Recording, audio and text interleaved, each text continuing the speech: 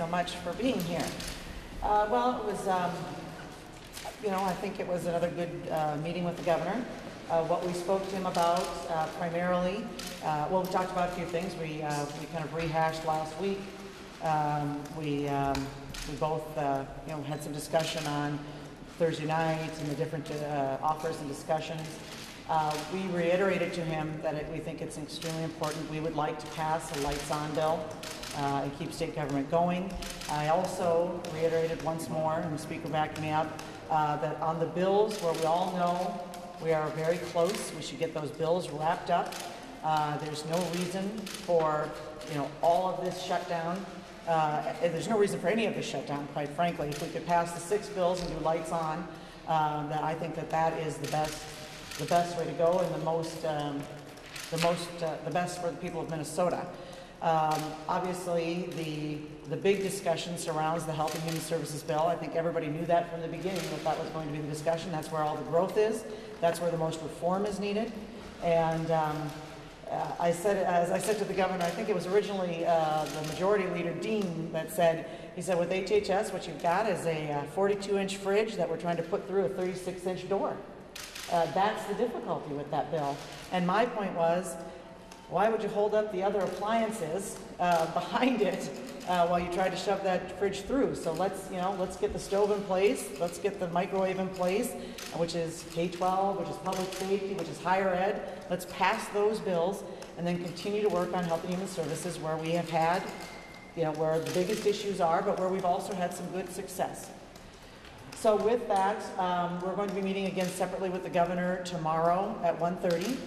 The Health and Human Services folks are going to get back to work tomorrow. We're going to allow them, we'll announce the time on that, but we're going to let the commissioner and the chairs get back together and continue the work that was going quite well last week.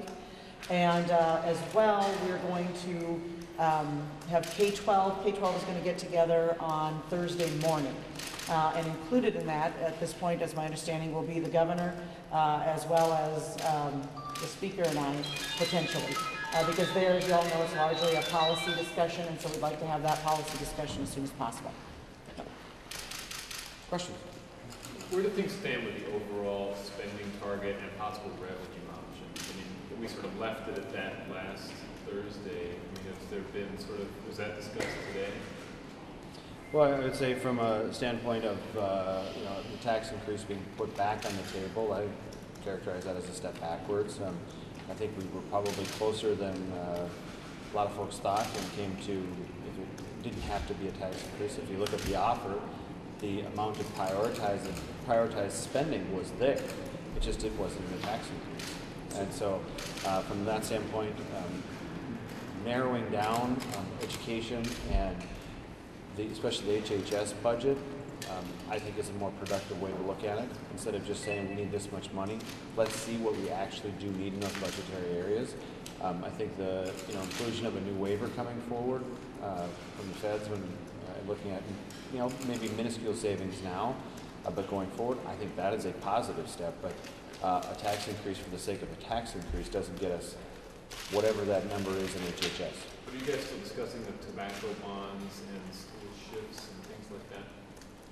Well, again, our last offer was to turn the lights on, or to pass, as the majority leader has said repeatedly, and I wholeheartedly agree with her. Let's pass the ones where we know we're close, or at least we have, almost a consensus. Get those out of the way so that we really can focus down on the last, if it's 3 or if it's 4 or if it's just 2. Get the other ones out of the way, and I think, most Minnesotans would agree with us. So would you characterize today more as picking up where you had left off or starting over? I wouldn't characterize it. Is either? I wouldn't characterize it. Is there a tone of No, silence? there's not a cone of silence. There's no longer a cone of silence, but we won't characterize it. So is the government receptive on lights on? Did you have a sense of receptiveness on lights on? One thing I don't want to characterize is what the governor, I'd like the governor to speak for himself. It's not a cone of silence, Doug, right. But I do want the governor to be able to characterize. But that was our offer to him, was lights on and additional bills. Don. Thank you. Did you agree to anything other than the meetings that you just explained to us? Any other agreements? We agreed to the meetings. We agreed to the meetings, and we made the offer of those bills that can be wrapped up quickly, should be wrapped up, and a lights on bill that would fund everything. The lights on bill we offered would fund everything going forward. We could get that passed quite quickly. When I say agree, I don't mean the two of you, I mean you folks with the government. Right. You agreed on That the was meetings. we So that agreed on was the it. meetings, correct. So you guys are meeting tomorrow again at 1:30? Yes. Just the three of you? That's my understanding. That was our understanding. There was just the three of you in that meeting today. Yes. Do you feel as though the weekend, which is called, so-called cooling off period, do you think that this sort of restart this week, that after what happened Thursday night, that there is some positive momentum, or do you think that things in terms of budget negotiations, which it sounds like sort of remain where they were last week? Well, because I think that, first of all, Jeff, there was a lot of opportunities for success last week. We had a lot of bills that could have easily been wrapped up, and we had tremendous momentum going forward in Health and Human Services, and that's unfortunate. So, we just have to keep working on that. But there was a lot of possibility for success last week. What we needed is for the governor to call us back for a special session and get some bills wrapped up, or at least agree to a lights on that would keep things going while we finish negotiating on these last couple bills. And so, from our perspective, that's where we should start. We have the parks weren't open over the weekend, and that was completely unnecessary. We had a bill that was available that was nearly agreed upon for the environment area of the budget, and parks could be open. So But that obviously didn't happen, so it could happen tomorrow. We could get that done. The governor needs to call us back. Are you exploring at all any other revenue raising options at this point?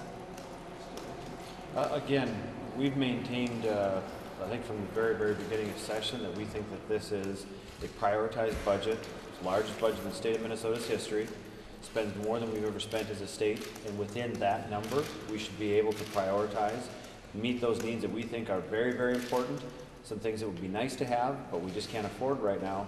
Like a lot of Minnesota families, we aren't going to be able to fund this year.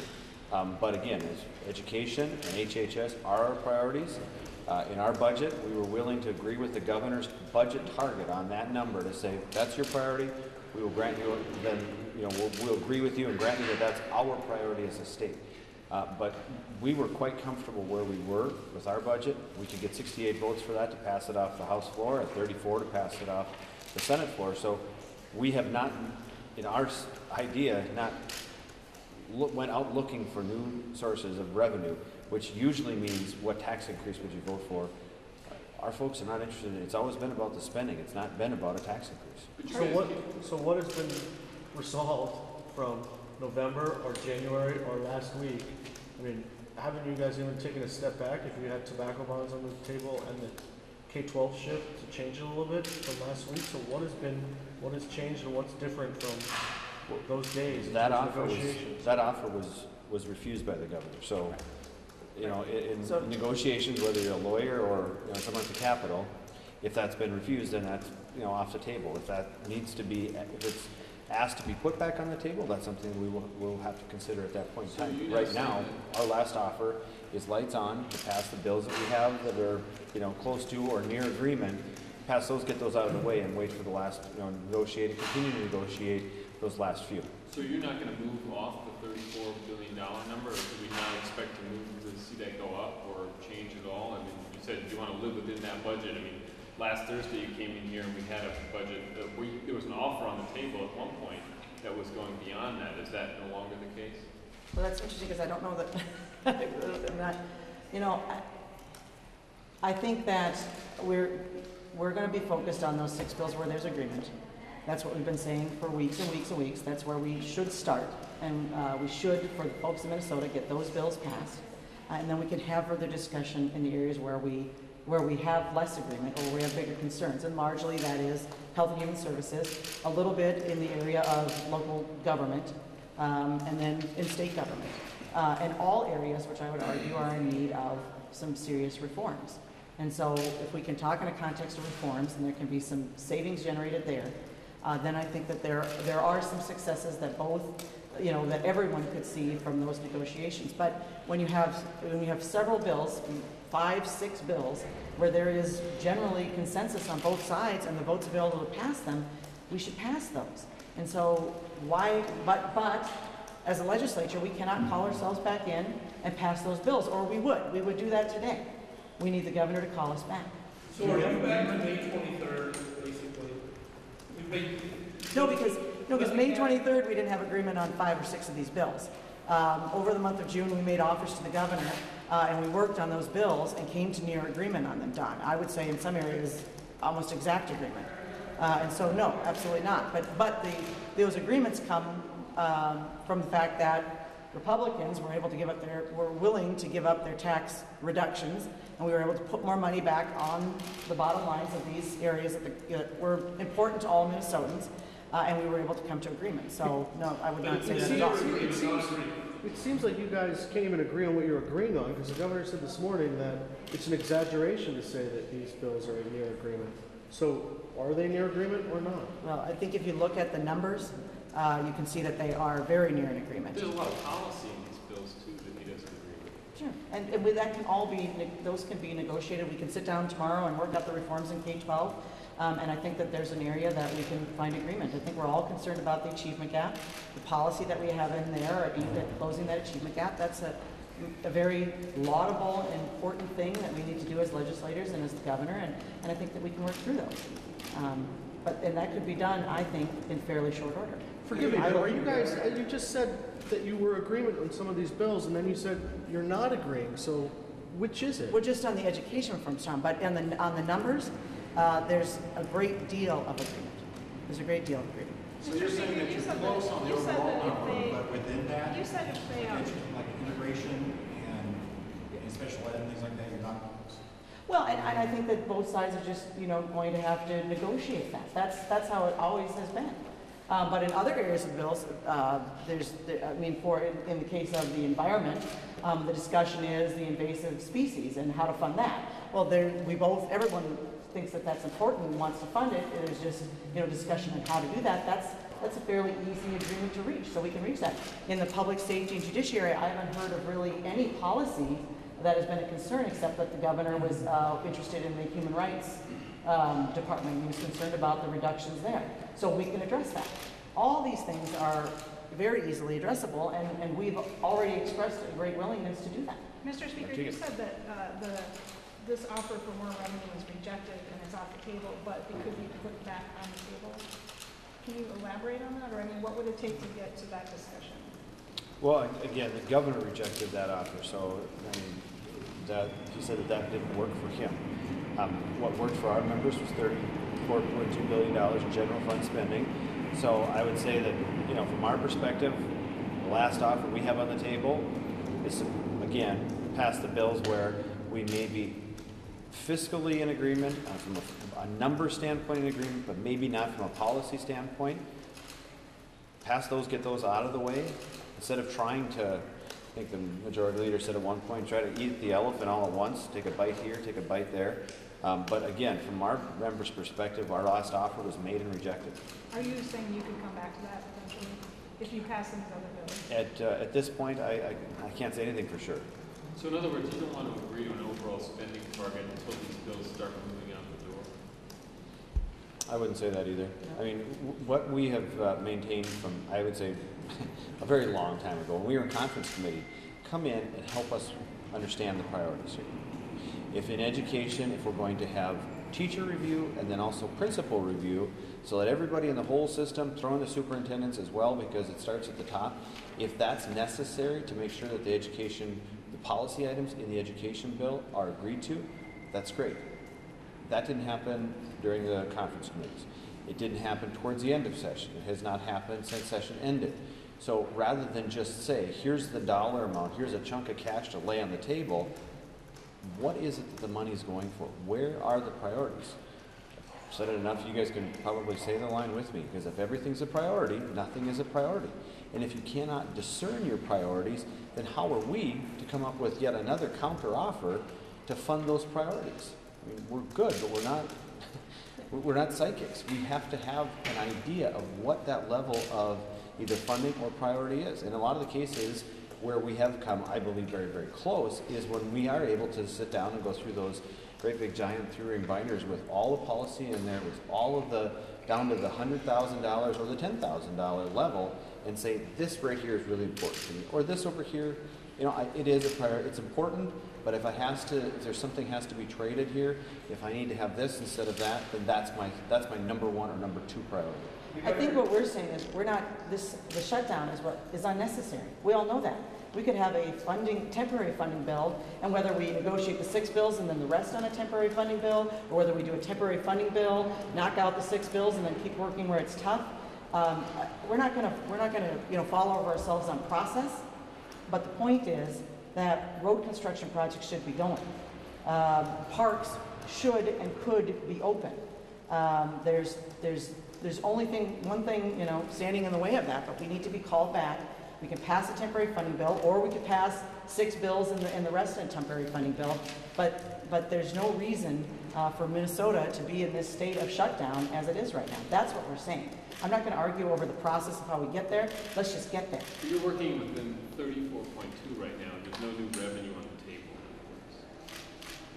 Well, you're trying to come to a solution on a $34.2 billion budget right now. That's the only thing that we have on the table right now. Our last offer was rejected. Make sure. Your chair of people in your Human Service Committee, Abler and have said that the government is exaggerating to say 140,000 people are going to be cut off health care. What's the number you're willing to go with? How many people will be cut off health care in your version of it? You know, and I understand that access is an issue to folks, but I think the biggest issue in Health and Human Services for everyone is the unsustainable growth that is in that budget. So we can talk all day about that and argue over the numbers, and that's something that we need to be concerned with. But there's what is not arguable is that double-digit growth in an area of the budget like that is not sustainable. And so reforms in how we deliver services so we can provide better quality and for more efficiently and not have double-digit growth. That's the key to success in health and human services. And we have to get there. Every state in the nation, the country itself, has to get there. It has to come to grips with that area of the budget because it's not sustainable. We're taking care of too many people, though. What's the right number? I mean, how much should you like to see? I think it's, again, I go back to it's reforms in how you do it, and it's you know, it's about putting some responsibility into it. I don't think it's a numbers issue. I think you can get folks covered. It's the high cost. And whether it's on the federal level with the so-called Obamacare, which does nothing to bend the cost curve, it puts more people in the system, but does nothing really to bend the cost curve. It just puts more people in the system, but doesn't change behavior. It doesn't change the cost. It's all just a huge cost driver. That's the discussions that we have to have. And we're willing to have those. Overall, where do things stand now? Are all the offers off the table? Are people expected to bring offers in tomorrow? Where does that stand? Yep. Well, I mean, again, when your offer is rejected, I'm assuming that it's then off the table. I would say put our best effort forward with our offer last Thursday in a very short amount of time. It was rejected. So I would say that if there needs to be a subsequent another offer, I would say, you know, we'll have to see after these last 2 bills or these 2 probably most important large budgetary bills are discussed further. And does it have to come from the governor? You said your offer was rejected, so you're expecting the governor to put up the next offer? Well, I'm just talking in facts. Should the Republican Party be raising money off the shutdown? They sent out an email here that says, help us stop Governor Dayton and his tax and spend plan. Should they be raising money off this? Sorry? So is the DFL. Well, I'll ask the governor that in a second. I'm asking the 2 Republican leaders now. I would say it's a question for Chairman Sutton. Neither of us are. This is about getting our budget balanced, making sure that most Minnesotans who are expecting us to get our job done, a few on the extreme ends of the party apparatus are going to have their opinions.